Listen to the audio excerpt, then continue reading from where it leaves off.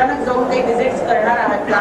नाही, अचानक व्हिजिट मी बऱ्याच ठिकाणी केलेले आहेत आणि काल जे 23 सुरक्षा रक्षक होते ते 23 सुरक्षा रक्षकांना ताबडतोब बदलण्यात आलं, हा एक मुद्दा झाला. परंतु ही सुद्धा गोष्ट आम्ही आता आजच्या चर्चेमध्ये घेतली की ती बस त्या ठिकाणी उभी केल्यानंतर बरोबर तो जो गुंड प्रवृत्तीचा माणूस आहे गाडे नावाचा, तो त्या महिलेला घेऊन त्या बसमध्ये बोलत चालला आहे असं काहीतरी सीसीटीव्ही फुटेजमध्ये दिसतंय आणि तो दरवाजा बसचा उघडतोय. याचा अर्थ त्याला कल्पना होती की बसचा दरवाजा उघडा आहे.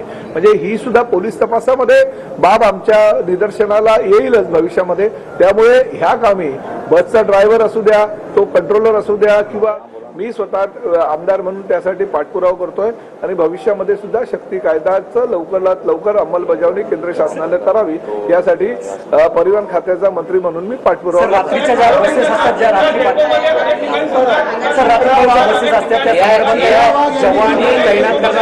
अरे तुम्ही एकेकाने विचारा.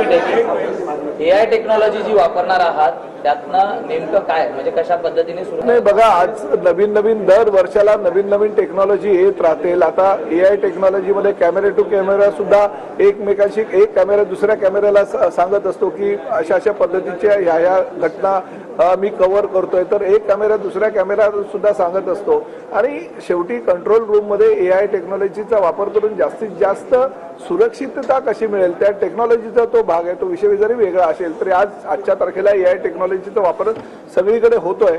त्याचा जास्तीत जास्त वापर सुरक्षिततेसाठी करण्याचा आमचा मानस आहे. सर, स्वारगेट पोलिसांनी डेपोतले अधिकारी आहेत त्यांनी तक्रार पोलीस स्टेशनला दिली होती.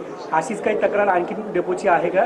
कारण त्या आजच्या ह्या चर्चेमध्ये तो विषय निघालेला नाही. आज फक्त स्वारगेटचा विषय आणि त्याचबरोबर राज्यातील सगळ्या डेपोंमध्ये महिलांच्या सुरक्षिततेविषयी आणि प्रवाशांच्या सुरक्षिततेविषयीचा विषय चर्चेला आला.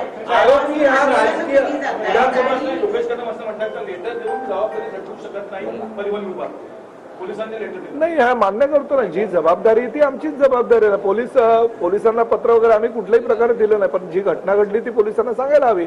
आणि शेवटी जबाबदारी आम्ही झटकतच नाही. कसं आहे की शेवटी आमच्या डेपोमध्ये जर कुठली घटना घडली तर ही जबाबदारी परिवहन विभागामध्ये असलेल्या बस डेपोमध्ये घडलेली आहे. त्यामुळे त्याची वस्तुस्थितीची माहिती आणि पुरावे गोळा करून पोलिसांना देणं हे आमचं कर्तव्य आहे.